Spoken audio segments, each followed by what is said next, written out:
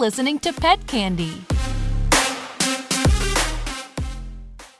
So, trigger warning for anyone listening. This episode, we will be talking about postpartum psychosis, depression, as well as mental illnesses as a whole, as well as infanticide and child death. So if you are not in the right headspace to listen to that, come back and listen another time, or if you're never ready, that's fine too. If you or somebody you know is experiencing postpartum depression or psychosis, there is a 24-hour helpline that you can call, 1-800-944-4773. We are glad you are here. We want you to know you are not alone and you are not to blame. Help is available. You will get better. This show is brought to you by Brave Paws Anxiety and Stress Support Chewables for Dogs, thunderstorms, vet visits, fireworks, separation anxiety, and more. Every day can be a Brave Paws Day. Check out mybravepaws.com.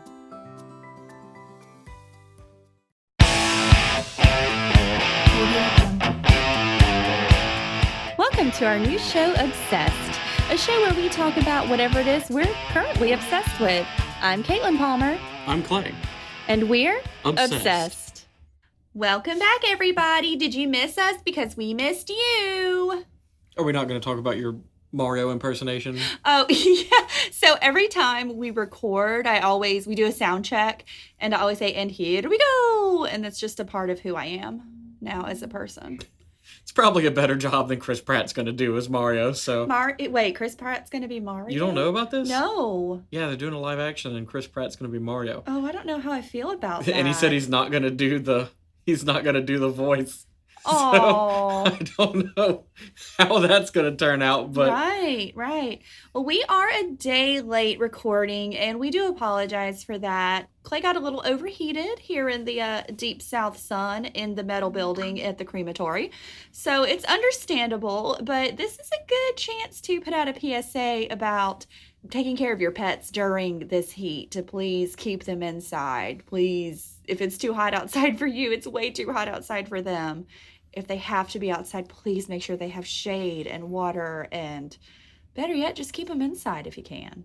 Yeah, I mean, this is probably more of a problem for the Gulf Coast area. Right. Where it's particularly bad. But yeah, there's some record temperatures out. It's bad. It's not like it should be taken completely serious.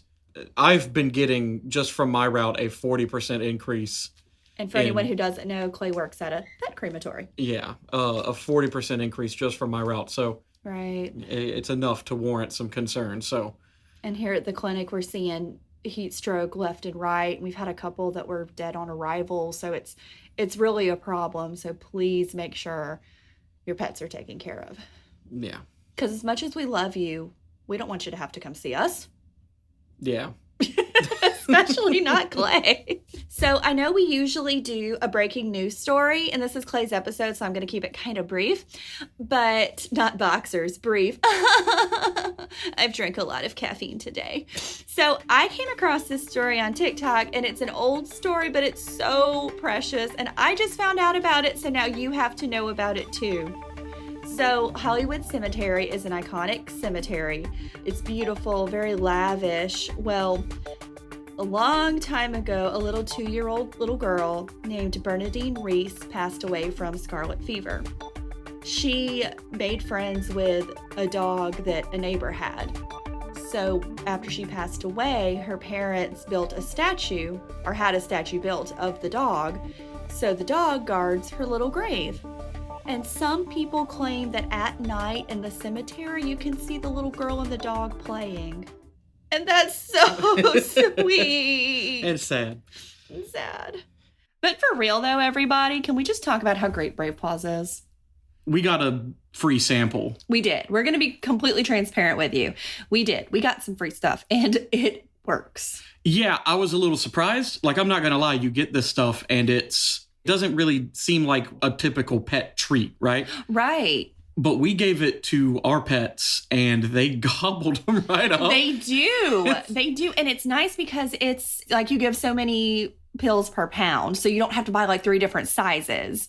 You know, our little guy gets a half of one. Our big one gets 3. Right. Yeah. And he loves it. He takes them like a treat. Now, being plant-based, you're kind of like, ooh, are they going to like it? Right, that's what I'm saying. It's like it's dry and sort of leafy, and it, like I said, it just doesn't. Normally, when you get a pet treat, it's kind of like moist and squishy. And But you know, they don't usually eat those, I found. Well, that's because ours are extremely picky, which is why it was so surprising they ate these. Exactly. And we got more than one dog. We're gonna be for real with y'all. But they eat it, and they eat it well. Yeah, and it worked. It does. We live in the deep south, aka Satan's armpit, and it storms and rains at least once a week. Like at least once a week, we're under some kind of watch, like a hurricane watch. That's a Tuesday. And our dogs are weenies, so when it starts, like with the lightning and the rain and everything, they freak out. So They do. They do. We really put these to the test. Right. And I did not think that they would work like they did. Exactly, as well as they do. And this is a non-prescription. You don't have to go to the vet and get it. It's not going to knock them out. It's not a sedative. It's just a calming support. And it does. We had lightning hit very close to our house. Within a mile. It rattled our windows. It was scary. I was even scared. I love bad weather. And we gave everybody their happy pills, and they put their brave paws on, and everybody laid down and went to sleep, and it was fine. Yeah, so like we don't have to do this part of the commercial, right? No. Like we've done the ad read and we've goofed around, but like this is, we wouldn't lie to you. We would at least not record this part if Exactly. if it didn't work and we didn't actually. Exactly. And we're both in the animal industry, and we have been for years and years. So we would not tell you about a product if we did not believe in it ourselves. Yeah, it absolutely worked for us. So maybe it'll work for you. Go check it out. mybravepaws.com. Go put your brave paws on. Brave Paws, give your pet the courage they need to weather the storm. Oh, real quick. Another sort of announcement. Our Jersey Devil episode was bugged and was replaying the Chupacabra episode. That appears to finally be fixed. Yes, that's fixed. So definitely, if you haven't listened to the Jersey Devil, go listen to that, because like Ben Franklin. Fabulous. Right, it's like one of Caitlin's favorite cryptids. It is. I didn't know I loved Jersey Devil so much. Fun fact, I ordered a sticker that's like a tarot card, but it's the Jersey Devil. And I also ordered some Mothman earrings. Some Mothman earrings. Mothman earrings. And my justification is it's a small business, so we should support them. So, Clay, I'm very excited. What are you going to tell me about today? If you've downloaded the podcast, you will have to undownload it. Oh, yeah, listeners, if you've already downloaded the Jersey Devil episode and it's playing the Chupacabra episode, you do have to remove the download, but then you should definitely go right back and re-download it. Yes, of course. Yes. I just didn't want anybody to be like, "Oh, this still ain't working." Yeah, I didn't know that either. So yeah, you got to give it a chance to sort of refresh. Right. So now, last week you gave me a hint, as terrible as it was. Oh, shush. Where I had 0% chance of guessing it. But I've actually given you a hint today. He did. The hint was monster truck. Okay, and I don't really know anything about monster trucks, but I looked them up, and there is a monster truck called Bigfoot, and there's also a monster truck called Barefoot. Oh, yes, Bigfoot's nudist brother. Oh, yeah, we know him. He came to Christmas one year. It was really awkward. And then there's also the Tyrannosaurus Rex, like WREX, which would probally be my favorite. That's a sweet friggin' name for a monster truck. Yeah, so, like, there's a lot Wait, why would a Tyrannosaurus... A T-Rex is not a cryptid? No, but we still love them. Yeah. I mean, I like dinosaurs, but I don't know that I love we'd necessarily... dinosaurs. Unless it's a modern-day dinosaur. Ooh. Then maybe we talk about that. Like chicken. Well, I was going to say, like, Loch Ness Monster or something. Plesiosaur. But anyway, your guess. What? I'm going to have to go with Bigfoot because it's so right on the nose. Bigfoot. Well, now, the first monster truck was named Bigfoot. Right. And to this day is still the most popular monster truck. That's what Google says. Right. It's not Bigfoot. It's Barefoot, isn't it? So here's how the hint works. I'm going to break it down for you so you understand where you went wrong. Wow. First monster truck is Bigfoot. Mm-hmm. Bigfoot is a cryptid, much like today's subject. You see how terrible that is to get such a shitty hint? Wow. Now you know the feeling. Now you get no hints, Clay. Good. I'm better off. I'm mad. Today, we're going to be talking about something someone actually suggested to us. Ooh. This was suggested by Teresa, and it is the Black-Eyed Children. We love Teresa, and we love a black-eyed child. So I actually really didn't know much about this. Mm-hmm. Look at someone and wonder what is going on. Jesus inside. Christ, Sorry. Caitlin. You want to turn the volume down That this time? was my pocket TikTok. Yeah, but you want to like turn the volume down. I'm turning it down. So the Black-Eyed Children. I didn't really know much about these guys. The Black-Eyed Children, or sometimes the Black-Eyed Kids, are an American cryptid. Oh, that's unusual. Basically, they resemble children between the ages, very young to sort of like late teens. So like 5 to 15, 6 to 16, somewhere around that range. Right. Typically with pale skin and solid black eyes, as if the pupil sort of overtook the entire eye color. So why do they call them black-eyed children? Because their entire eyes are black I was and they're being children. stupid. Oh, okay, I see. Now it was sarcasm. It was sarcasm. Ah, yes. I'm so good at sarcasm that... You're so good I couldn't tell it from truth. Anyway, typically they're hitchhikers or beggars or somebody to that extent. Essentially, they will approach you, typically in your car, but there have been stories of them approaching a home and request to be let in. Oh, don't like that. So they're vampires. Well, now that's something we'll talk about is sort of what makes these different than sort of vampires. And it's basically that these stories will take place at kind of any time during the day. Typically, they end up being night, but there have been stories of it just being broad daylight, even in like a busy gas station parking lot. So they always have black eyes, even in like daylight in public. So now normally when they first approach you, they're not black eyes. Okay, so it's kind of like a revealing their true form type right, thing. Okay. Yeah. Because they typically get very upset whenever you decline letting them in. Of course, there's no stories of anyone who's let one in, I guess, because no one lives to tell the tale. So there are some stories that go back pretty far, but kind of where this starts is in the 1980s. The more popular ones end up being 1996 postings written by a reporter, Brian Bethel, who claims to have had one of these experiences and know a person who's had another experience. Bethel is from Abilene, Texas, and that's where kind of this cryptid is sort of centered around. Mm-hmm. But the second person that he talked about having these experiences was in Portland, Oregon. So they're kind of scattered all around. Yeah. But it seems like most of them are located in the United States, but there's tales of ones other places. They follow a sort of trend. A lot of people compare it to creepypasta. Yes. So this is kind of like, considered to be one of the oldest, if not older, creepypastas, which is basically just a sort of revised and passed down urban legend. Right. Back in 2012, Bethel told his story to a reality TV series called Monsters and Mysteries in America. Later, in 2012, a horror film, Black-Eyed Kids, was produced. So this is kind of a big jump there, 1996 to 2012. Actually, the whole movie was funded by a Kickstarter, so that's kind of cool. That is cool.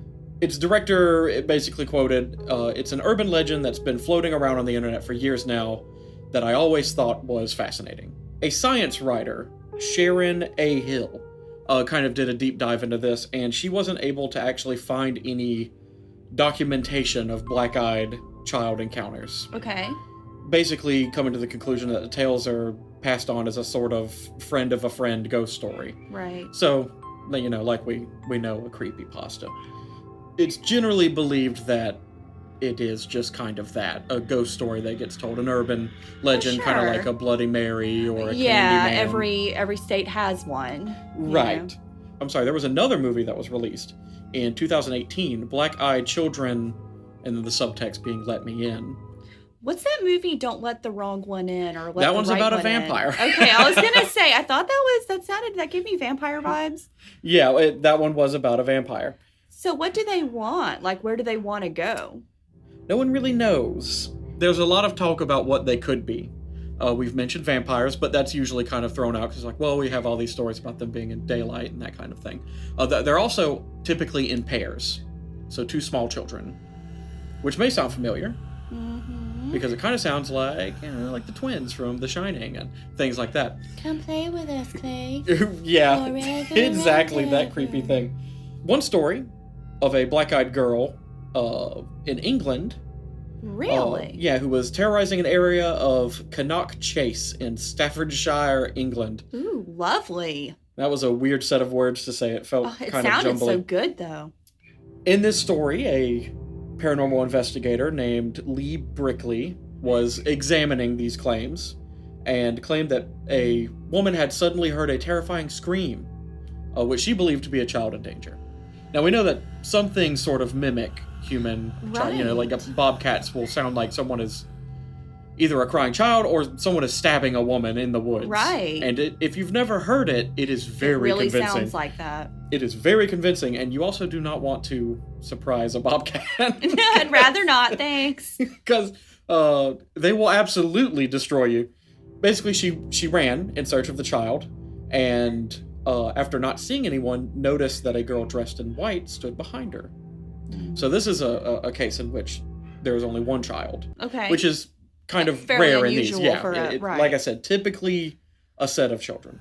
She stated that the young girl had her hands over her eyes, as if this is a quote from her, as if waiting for a birthday cake. That's kind of a weird sort of. The woman also had her young daughter with her, and I'm guessing, at least how this is worded, that the daughter asked the strange girl if she was okay, which prompted her to take her hands off of her eyes, and the eyes that she saw were, quote, "That's when I saw they were completely black, no iris, no white, nothing.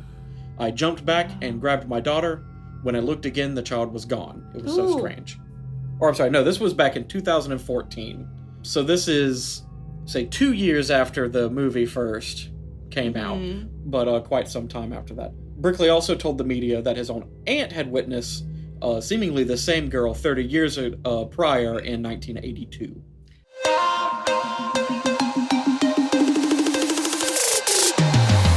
We'll be right back with more pet candy.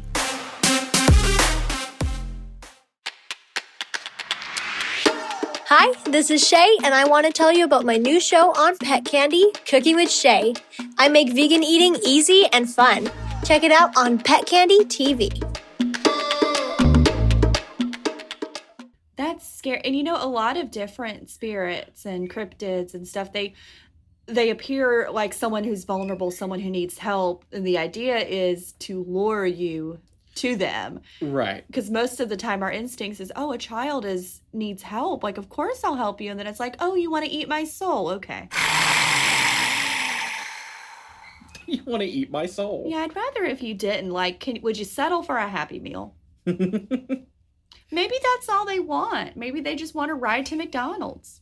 There's a lot of stories about, like, ghosts being caught on camera with solid black eyes and that kind of... That's a common... Right. A common theme, too. There is one story back in 1950 in Virginia concerning a 16-year-old boy whose name is Harold. Ooh. In the story, which was researched and investigated by a David Weatherly, the teenager was walking home one afternoon when he came across another boy leaning against a fence. Harold attempted to speak to him, but received no response. He was about to walk off when the strange boy suddenly stated to Harold, "I want to go to your house. You're going to walk me up to your house." Rude. Yeah. Mom said no. Rude. Rude-ass ghost. That's when Harold noticed the blackness of the boy's eyes, saying that there was no white, just solid black. Then something even stranger happened. Harold had begun to, contemplate turning and running, because seeing that is obviously... I would. Right, yeah. When the boy blurted out, "Now you don't run away from me, you're going to walk me up to your house." So Harold did turn and run away. Yeah. As I would have. And he heard a scream behind him that sounded very similar to that of a bobcat. So kind of interesting that we talk about bobcats. You okay? You sure? Yeah. No, I was looking up because there was this story that I had read about black-eyed children, and I was wanting to see if I could find it again. I'm sorry, go ahead. Here is the last story I'll tell about black-eyed children before we talk more about sort of them in general.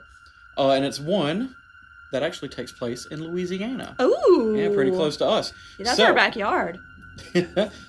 This story was actually broadcast on Darkness Radio in September 2015, said to take place in a gas station in northeast Louisiana. I don't know what Darkness Radio is, but it sounds pretty cool. I would listen to Darkness Radio. Yeah, I would program that on. That'd be one of my deals. The encounter took place in November. The gas station was a lonely building just off the highway, and the only service station for miles around.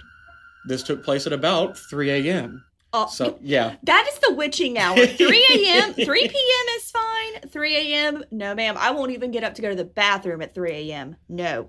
I actually usually set my alarm for 3 a.m. to go swap the clothes over into the dryer. So. Weirdo. Yeah, that's the time when I wake up on purpose. Anyway, 3 a.m., the attendant was going about his typical duties, and the power suddenly goes out.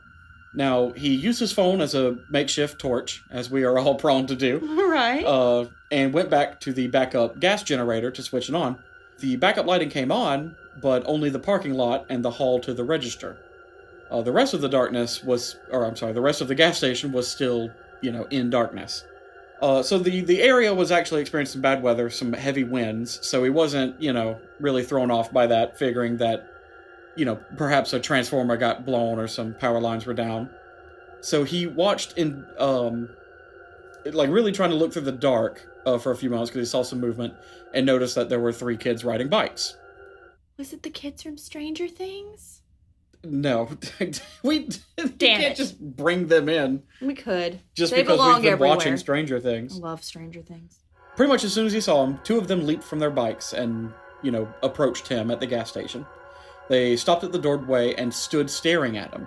Now a little unsettled, he made his way to the door and opened it, asking the 2 children if they were okay. Bringing up common points like, hey, it's kind of late. What are you doing roaming this close to the road? Don't you have school tomorrow? Yeah. Children. A young girl, one of those who approached the door, asked him if she could use his phone. To play games. Right. He handed her his cell phone, right?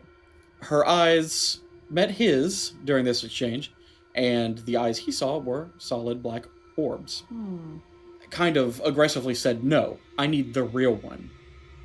Motioning to the wall phone, a landline. Because she wanted to come inside. Yeah, well, at this point, the attendant actually got a little creeped out by this, and he pushed the door shut and locked it, shouting as he did that the girl should go home. The children stayed and stared at the attendant through the window for a little while longer before eventually turning around and getting on their bikes and disappearing off into the darkness. So what are the possibilities that these are just weird kids that are trying to... Well, they're trying to scare people. And that's a possibility, because you can buy contacts that make your eyes appear solid black, but I think the problem there is that they would have to be really quick to get them contacts in. That's true. Because all of this seems to happen sort of as soon as you take your glance off of them and look back at them. Mm-hmm. But that is a thing that some people think. It's just kids playing pranks. And they could. Kids are smarter than you kind of give them credit for. As it's listed as a sort of TV trope, the black eyes of evil. Mm-hmm. Why the solid black eyes? Basically, it's a sort of easy way of conveying that a character is evil. Right. Well, Supernatural did that. Anytime somebody would go demon mode, their eyes would turn solid black. A lot of film, right, and media that's uses not specific. And actually, it's probably because of the stories of the black-eyed kids. That makes sense. Little evil spawn. So, despite not really hearing about them very much before, they obviously have had an effect on the horror genre. Because, like you said, in Supernatural, of course, the movie's about the black-eyed kids. Other movies like, say, The Omen, anything that features a sort of evil child, right, sort of uses this. So every child. Yes, I'm just kidding. Every child. Not all children are evil. Some of them are, but not all of them. Basically, it's supposed to sort of represent the sort of like pureness of evil inside of a creature, right? Well, and it's almost an abomination because you take the most precious, innocent thing, a child, twist it to be this evil monster, spirit, whatever, that wants to hurt you. Right. And that makes it extra. It's like children ghosts. It's like, no. There's a very basic sort of fear that's wired into us. Mm-hmm. This sort of idea that something so innocent could be perverted so thoroughly, right? To be evil. And then there's also the fact that when you're watching something scary, let's say, a classic, you're watching Jason Voorhees cut up some teenagers. Oh, we love that. Well, if it's a character, that you don't enjoy watching kill a bunch of teenagers, it's easy for you to hate that part, right? You don't have any reservations about not liking this character. Right. Rooting for the teenagers to like bring them down. It's like, yeah, get them. Yeah. But it's harder to do that with a child. Sure. Because you want to make excuses for the child. You don't want it to be their fault. Yeah. It's that childlike innocence, and the corrupting of that is such a deep sort of rooted fear for us. Right. Especially with, there's a lot of stuff with child possession, whether it's like demon or ghost or what have you. There's a lot of media that focuses around child possession. And the reason that is that same sort of core rooted fear in us, but more so as a parent, that you've somehow failed a child to prepare them for the corruption of the world, and it's gotten to them. So it's all very psychological, why you can take such a simple thing and kind of plaster it on anything and it just works. Yeah. I'm so glad we don't have children. I mean, me too. Not necessarily because they would be possessed by ghosts or demons. They might. They could be, yeah. Yeah, I mean, if the movies are to be believed. Well, I mean, of course they are. You know how that is. Social media, movies, all of that is 100% true all of the time. So let's talk about something similar. I've described to you what a black-eyed child looked like, and it's pretty simple. Yes. I can see why people would get those confused with ghosts. They kind of appear and disappear quickly. The pale skin and the sort of weirdness of it. But a lot of people argue that they're not ghosts. Because ghosts are typically tied to locations, and these children just seem to approach people from nowhere. And these stories just kind of dot around everywhere. There's even some weird instances where they talk about they had taloned feet. Ooh, like Momo. Right, but there's like only one story that I could find about that, so it's not popular enough, and it's probably a one-off thing. Unpopular opinion, I thought Momo was cute. Yes, of course. But something they do have a little bit in common with is something I actually hoped to do a whole episode on, but... well, we can do like a little appetizer of it, and you can always come back and do a full episode. From European, specifically Irish, folklore. That's us. The Changeling. Yes. Okay, so listeners, I'm sorry. I've been very rude, and I've been on my phone looking up this story that I can't find, so I just gave up, and I was rude for no reason. But changelings and children ghosts in general, they're so sad. And Mom and I have always wondered, why would a child be a ghost? And I was like, Mom, I don't know that they're humans. They may not really be human.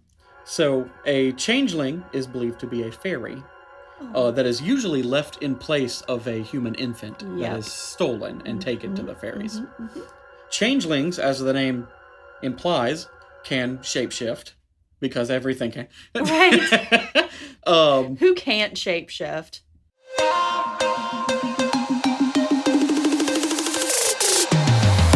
We'll be right back with more pet candy.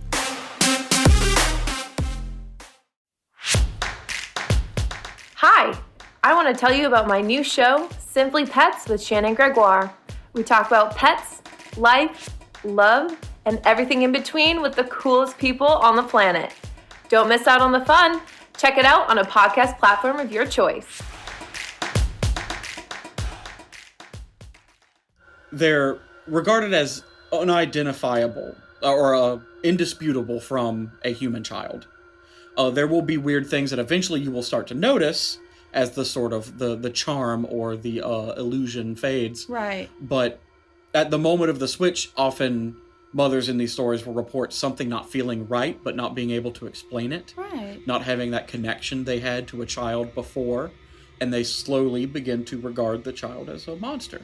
And for good reasons, because sometimes changelings will have a full beard. Or long needle-like teeth. Oh! Or pitch black eyes. They may also display intelligence far beyond their years. That's creepy. Because the changeling is not an actual child. Right. It is just pretending to be. So of course, this is like a grown-ass fairy masquerading as a child. This isn't a baby fairy. Shitting in his pants. Right. And goo-goo and gaga and all that. Aww. But as you know, And he's also an anglerfish. I'm sorry, go ahead. fairies can be pretty malicious and they're mischievous. Fairies are So, typically when you think you're alone, they might jump out or dance or play an instrument in some stories. That's right.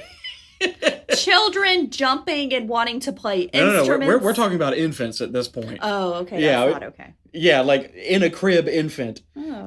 Oh. He's just wailing on his guitar.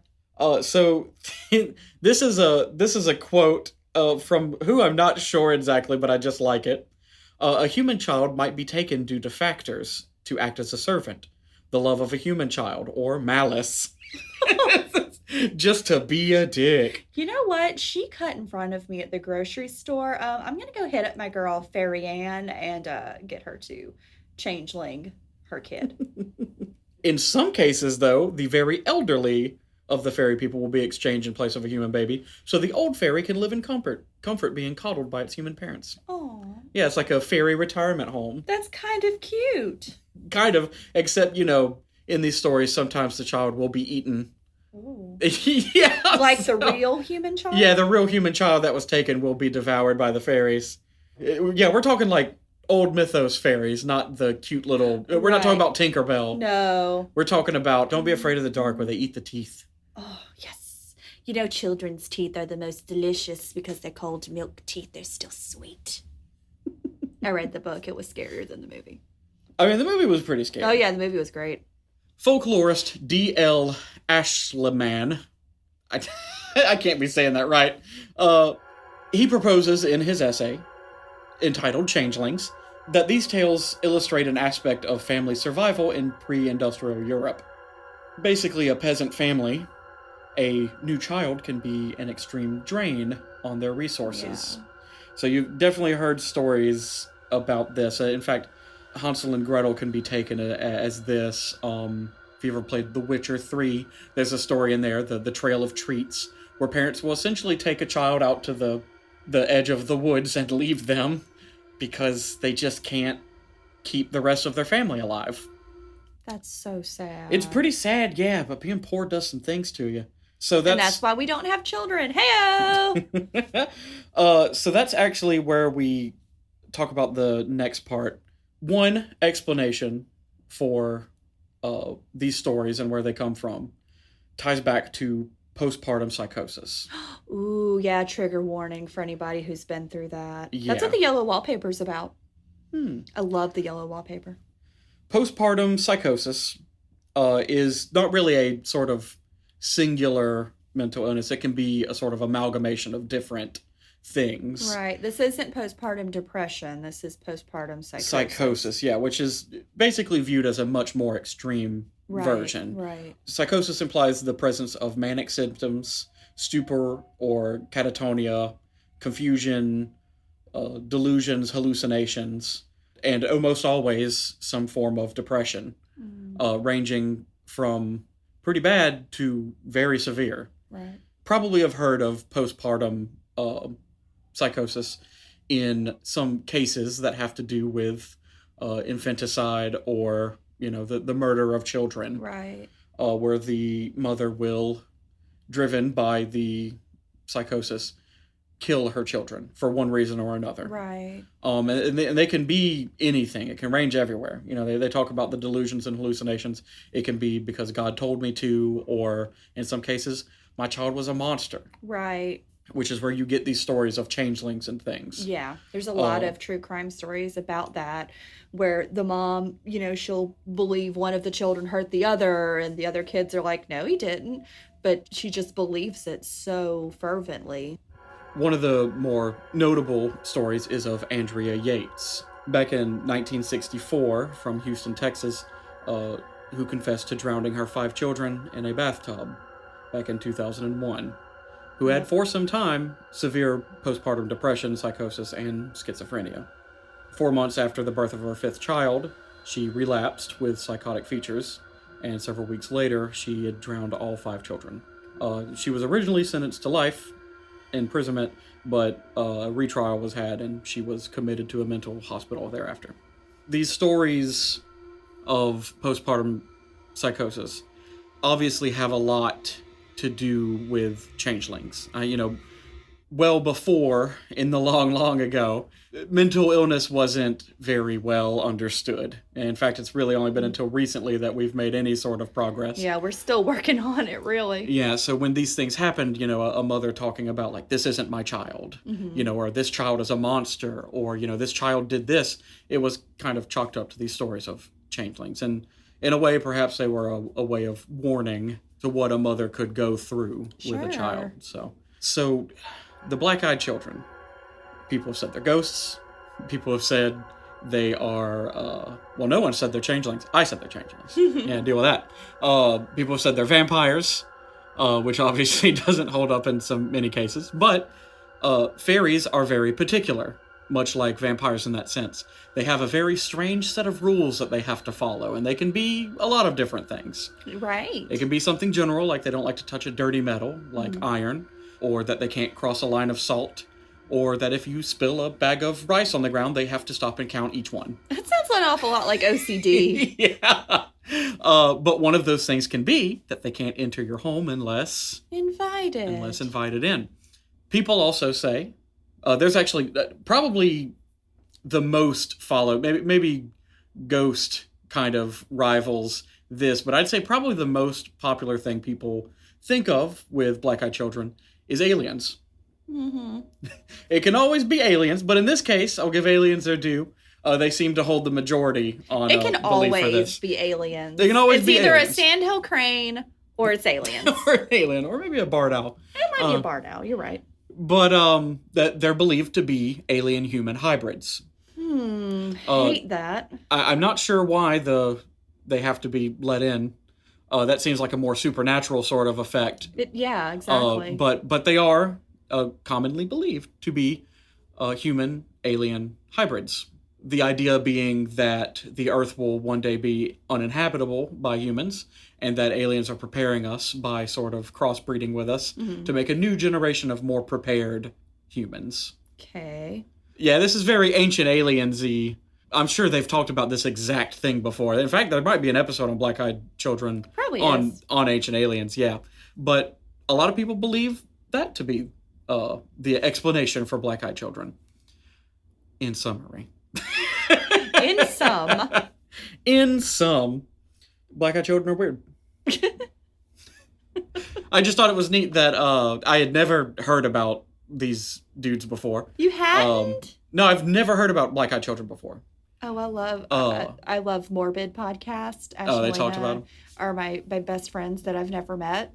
And they did a whole episode about Black-Eyed Children. And there is, and I can't find it. That's what I was so rudely looking up on my phone this whole time.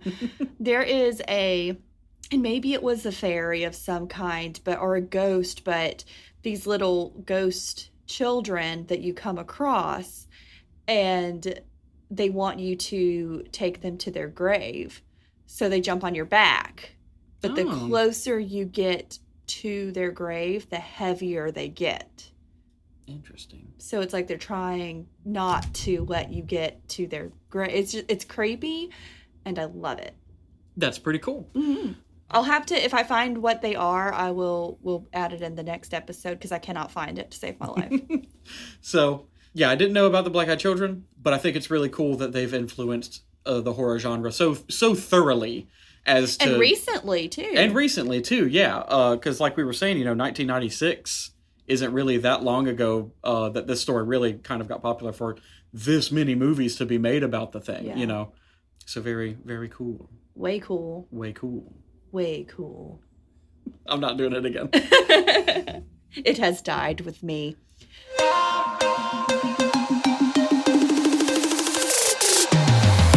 We'll be right back with more pet candy. I love my fur babies so much, and when they're stressed out, it makes me stressed out. Mine hate loud noises like thunderstorms and fireworks, and sometimes they just don't want to be left home alone. Brave Paws is a natural stress and anxiety chewable for dogs. It is clinically proven to help calm nervous dogs by maintaining normal cortisol levels. What's even better is that it's fast acting and starts working in less than an hour. Want to learn more? Check out mybravepaws.com. So everybody, we just did our last giveaway, and guess what? We got a little itch. We're gonna give away some Brave Paws. What you think of that? Certainly, you've heard of it. I'm It's pretty great. I'm pretty sure the commercials were played during our episodes. Have you heard of this great thing called Brave Paws? It's so amazing. Are we doing a commercial right now? No. This isn't a commercial. We're just a huge fan. But we are going to be doing some Brave Paws giveaways. So details to come on that. And by giveaway, I'm not giving them away. I'm giving someone else's away. I have not purchased this medicine to give to you. We use ours. Yeah. So. You can't have mine. It's going to be bad weather here the next couple days. So. Yeah, it really is. So. And Kipper's a big boy, and he has to eat a lot of them. He's a big old boy. He really needs actually like 4 or 5, but we just give him 3, and that's plenty. And he's fine. Yeah, He chills them right he's out. not as bad as some of the others who shall not be named. Panzer. Yeah. Well, everybody, we love you. We're so proud of you for whatever you've accomplished this week. Even if that's just hanging around, we're proud of you. You're wonderful. Clay, tell the listeners that you love them. I love you, and don't let the wrong one in. Oh, yeah, don't do that. All right, guys. See you next week where I talk about something awesome.